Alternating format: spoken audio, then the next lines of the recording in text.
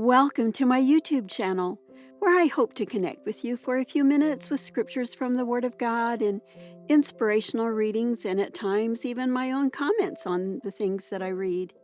Please feel free to leave your comments below, and if you wish, like and subscribe to my channel.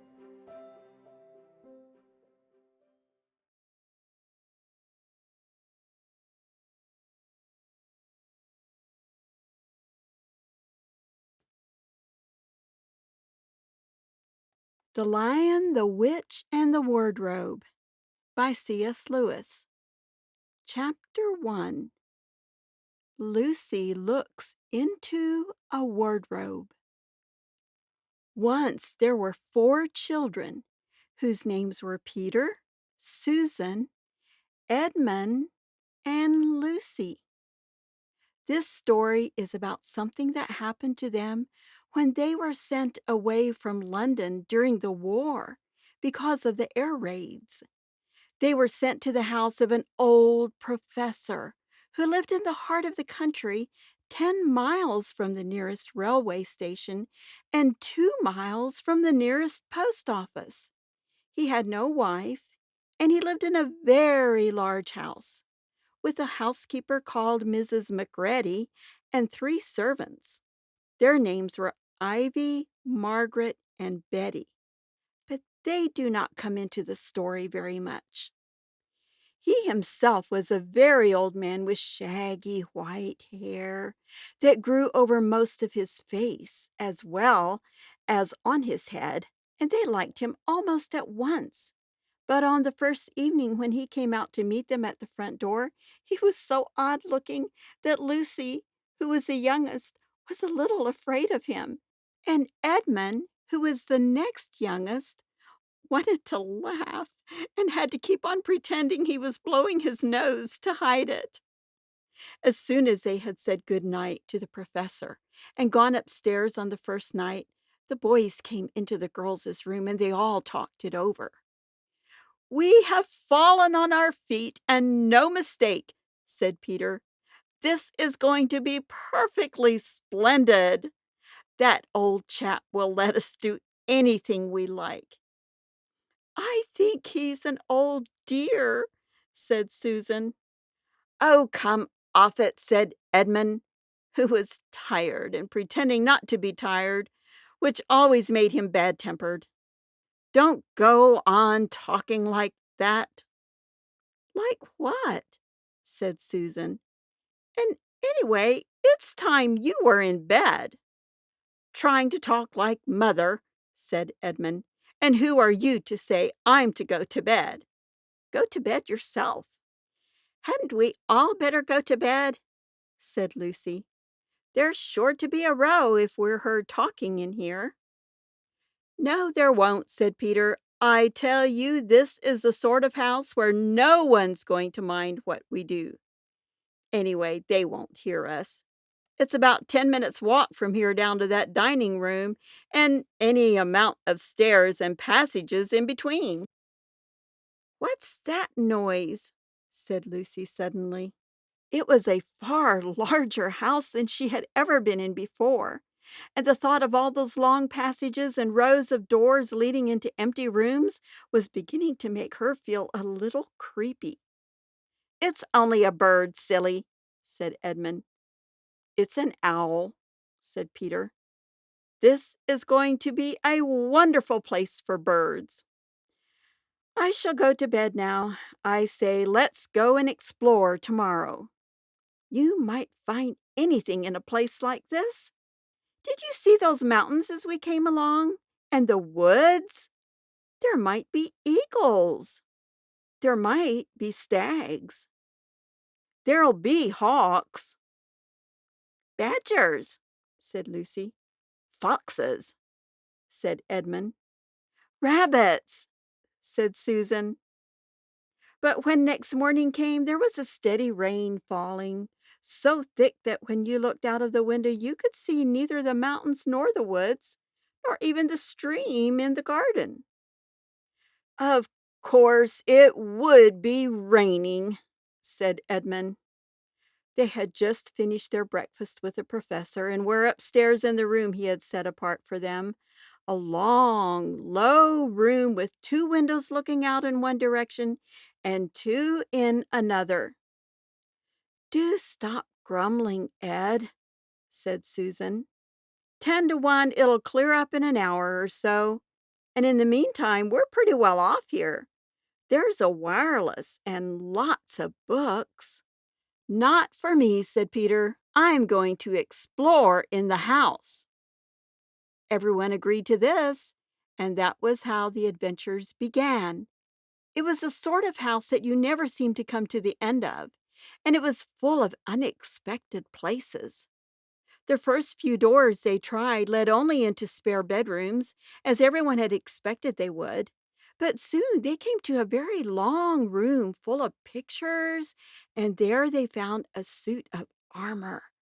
And after that, there was a room all hung with green, with a harp in one corner.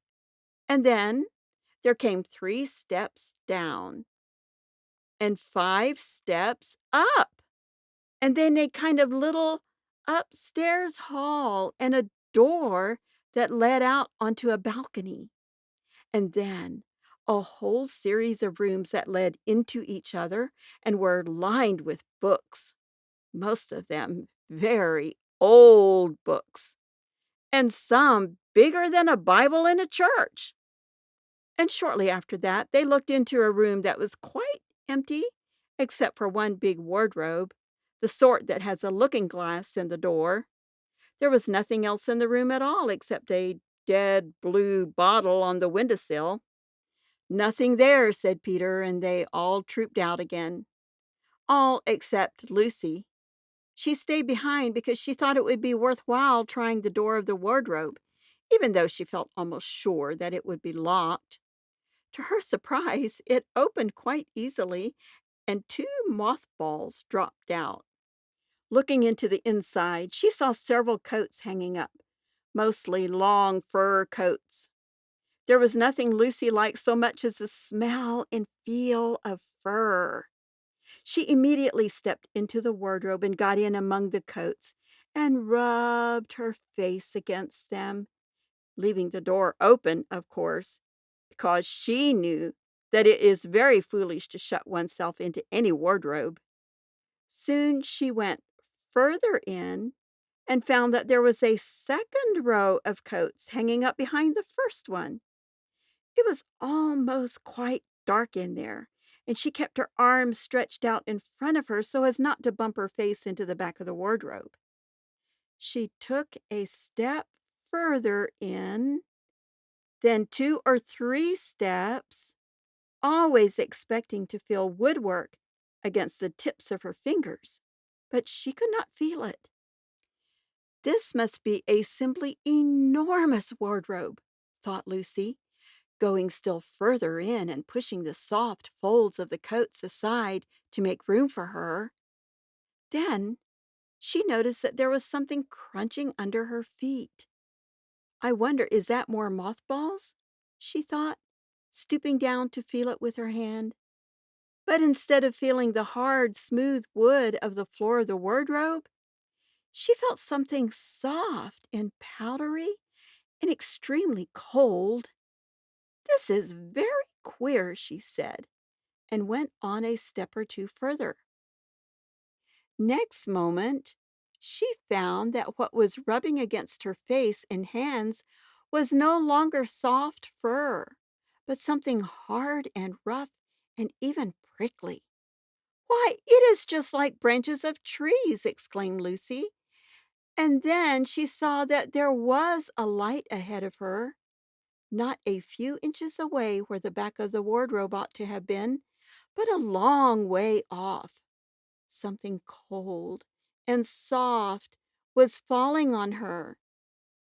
A moment later she found that she was standing in the middle of a woods at night time, with snow under her feet and snowflakes falling through the air. Lucy felt a little frightened, but she felt very inquisitive and excited as well. She looked back over her shoulder, and there between the dark tree trunks She could still see the open doorway of the wardrobe and even catch a glimpse of the empty room from which she had set out. She had, of course, left the door open, for she knew that it was a very silly thing to shut oneself into a wardrobe. It seemed to be still daylight there. I can always get back if anything goes wrong, thought Lucy. She began to walk forward, crunch, crunch, over the snow and through the wood toward the other light. In about 10 minutes she reached it and found it was a lamp post. As she stood looking at it, wondering why there was a lamp post in the middle of a wood, and wondering what to do next, she heard a pitter-patter of feet coming toward her, and soon after that, a very strange person stepped out from among the trees into the light of the lamp post. He was only a little taller than Lucy herself, and he carried over his head an umbrella, white with snow. From the waist upward he was like a man, but his legs were shaped like a goat's. The hair on them was glossy black, and instead of feet he had goat's hooves. He also had a tail, but Lucy did not notice this at first because it was neatly caught up over the arm that held the umbrella, so as to keep it from trailing in the snow. He had a red woolen muffler round his neck, and his skin was rather reddish too.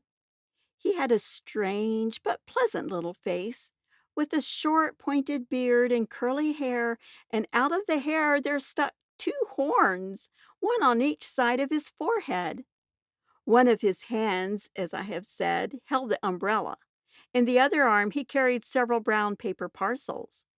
What with the parcels and the snow, it looked just as if he had been doing his Christmas shopping. He was a fawn, and when he saw Lucy, he gave such a start of surprise that he dropped all his parcels. "Goodness gracious me!" exclaimed the fawn. End of chapter 1.